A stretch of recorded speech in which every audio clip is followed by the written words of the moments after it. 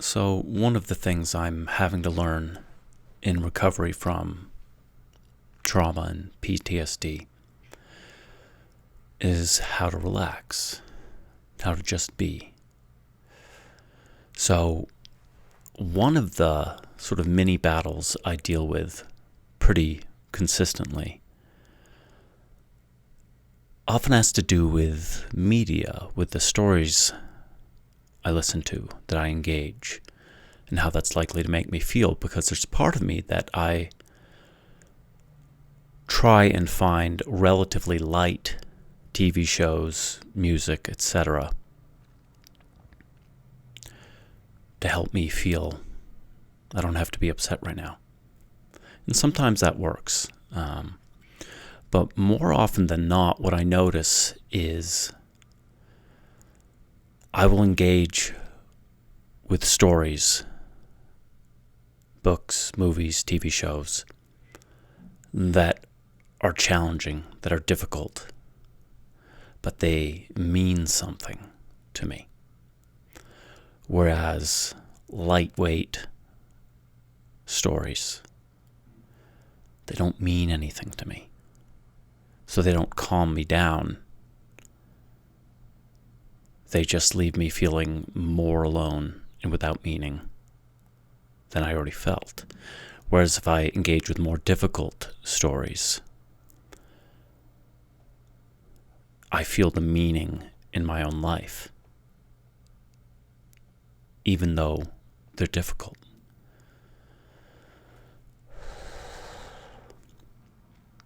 So I've been watching the first season of For All Mankind on Apple TV. And I won't spoil anything for anybody, but something tragic happens. It's very difficult.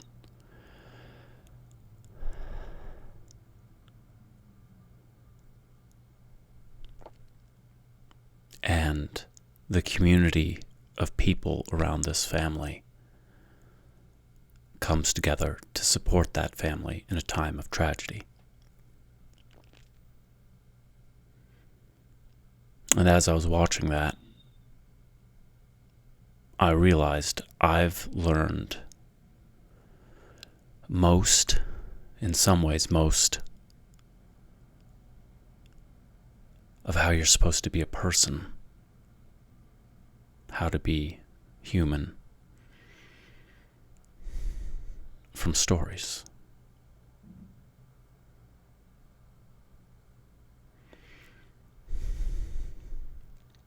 And the relationships I've had in life, the relationships I have now with Ken, with Andrea, obviously I've learned an extraordinary amount. I'm sure more than I realize.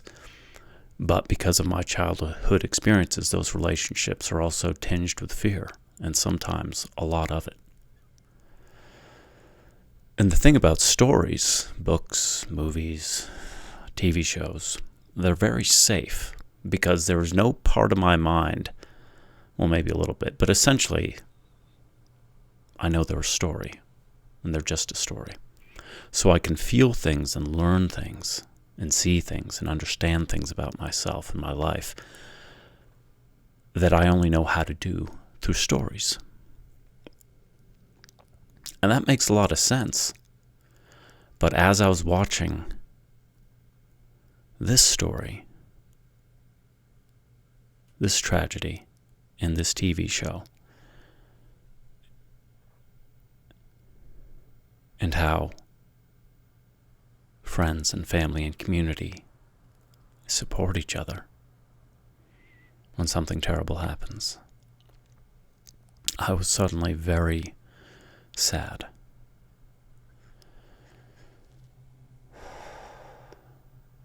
Because you're not supposed to learn how to be a person from a TV show. It's a lot better than nothing, but that's not how it's supposed to be.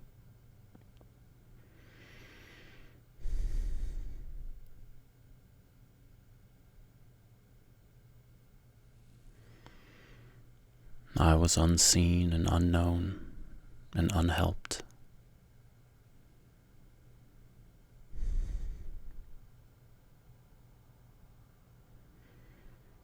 So it's really painful to see healthy human behavior modeled for me, even if in just a show, because it points out so clearly what I never had.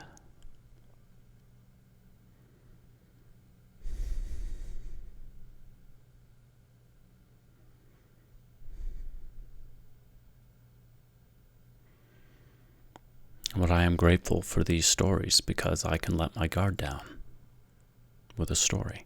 I can let the characters in. Probably because to the 5-year-old part of me, it's make-believe, but in a really healthy sense. If it's make-believe, it's pretty safe. And if it's make-believe, there's a sense of control because I decide what stories to take into myself, so I'm in control. I can hit pause, I can walk away, I can shift to another story.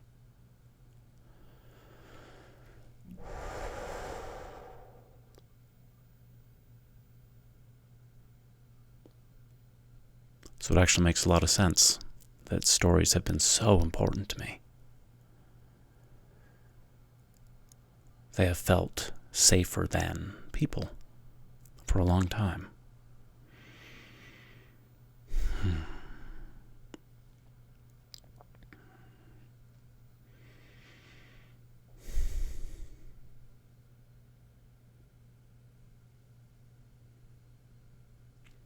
Another thing that comes to mind is, for a lot of people, the holidays bring up difficult things. And because I do not remember any Christmases from childhood at all, in any way, I honestly can't tell you if that's true for me. No idea.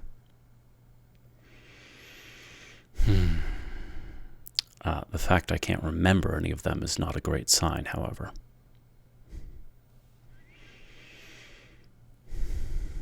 If the reality and the expectation is it's going to be terrible, you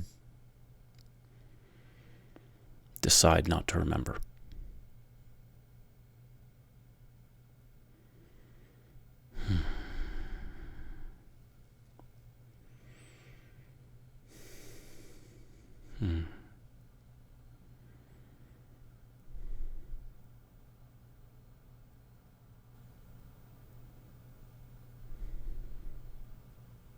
But I am starting to feel safe.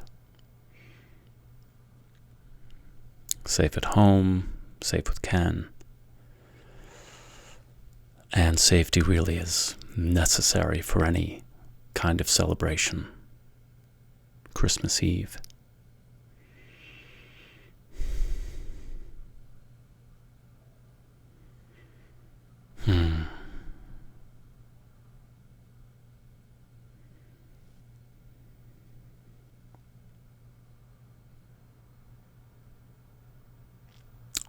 I've been lost for a very, very long time. But I can feel I'm making my way home. And when hope feels real in the body, it's pretty special. So this Christmas Eve, I'm grateful.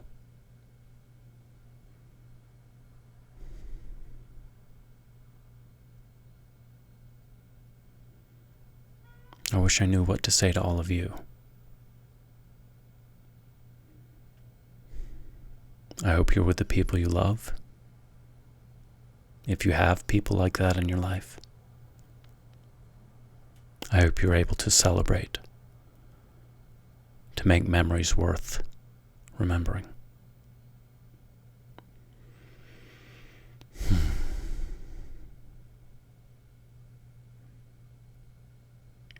Thanks for being with me. I'll see you tomorrow. Merry Christmas.